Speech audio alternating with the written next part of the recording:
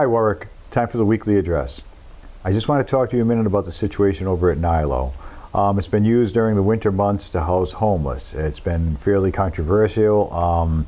No one went to the area residents and talked to them about it. There were some issues. Most of them have been resolved. The thing is that they had said that it was going to expire March 31st and only a few families would remain and they were going to place them. Now they announced, without actually coming to the city or the neighborhood, that they're extending it for another month as a fine placement for all the tenants there throughout the month of April. So that's going to bring it to May 1st. Residents got upset about it. I was a little frustrated because we didn't get it noticed, just like we didn't when they started the program. We are compassionate. We do care about the homeless. I just wish they would keep in touch with us and give us some input on it. So they said they're not going to extend it past May 1st. Hopefully that's going to be the case. The residents want to get to some kind of normal life, and hopefully they are able to place all of these people. I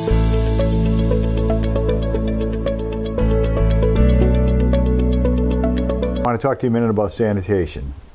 We still have a number of trucks down for a number of reasons. The biggest reason is our fleet is very old. We've purchased 5 new trucks this year, 2 used, but they were only used for a year. That has helped, but the older trucks still remain broken down. Big part of that is we were down a few mechanics. We had one out for, he was injured at work, and we had 2 that left to retirement. It's been hard to replace them. The engine man is coming back very soon, and today we're offering the job to 2 new mechanics. I mean, highly experienced mechanics, and this is going to really help. What I did was I implemented either a 4-week or an 8-week program where we've split the shifts to do away with the overtime and to stop killing the guys we have. We're picking up a morning shift and an afternoon shift. They're going to keep being out into the evening hours. There's nothing we can do about that. In the meantime, when the mechanics come in, we're going to get the fleet, we're going to go through it. We're going to fix it like you're supposed to, not put a Band-Aid on it, try to get it back out on the road the same day, and then it comes back in broken down. As I said, it's an ongoing situation. We have a handle on it now.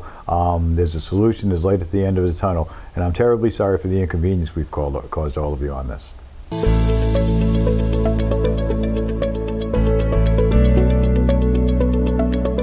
Little update on the Sawtooth building. That's the old mill here in Apponaug that's being refurbished, and we're leasing it for city offices. They're really going to town in there. Construction is going very quickly. There are pros in there. They have a lot of work going on.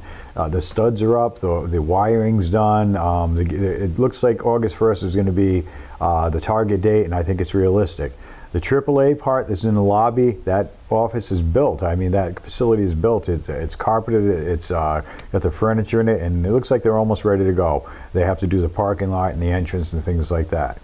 That'll give me a little segue into what I wanted to talk to you about next, the old school buildings.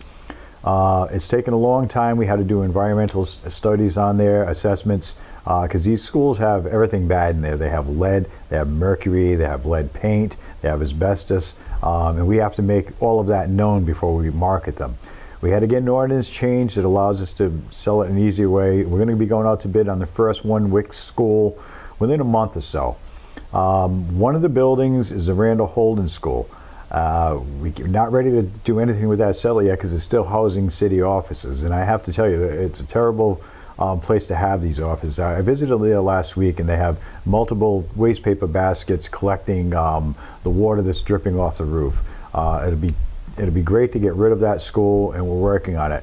The Aldrich School, that's one that we really, especially me personally, I want to keep that school. I want to find someone that can utilize the school. It's a beautiful building.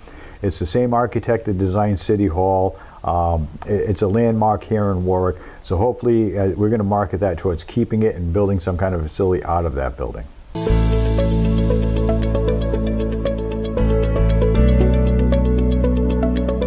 There's a road going up to Tollgate High School.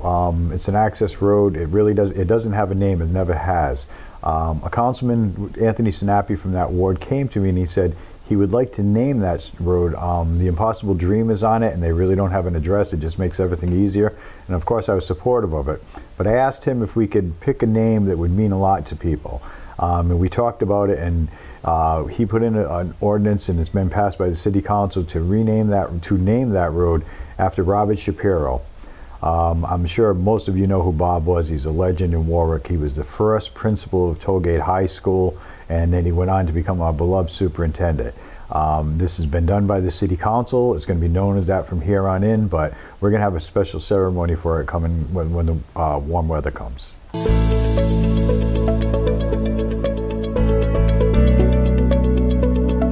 This week, Governor McKee visited Warwick Neck Elementary School to read to first graders. It was a great visit. We had Representative Joseph Solomon there. We had Council President McAllister, and we had Councilman Lattiser, along with Judy Cobden from the school department, from the school committee. He did a great job reading to it. The kids were very excited to see him. They were excited to see all these elected officials. Mostly they were excited when I told them I was the guy with the Christmas light display.